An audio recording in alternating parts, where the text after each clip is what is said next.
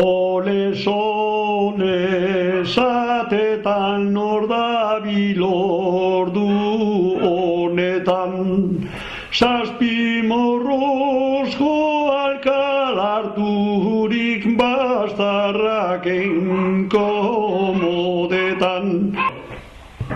Alkate jauna segontagato zilelelen gogoxean, libertadea emonen dozku ibiliteko batzean, ibiliteko batzean edo ibiliteko bakean.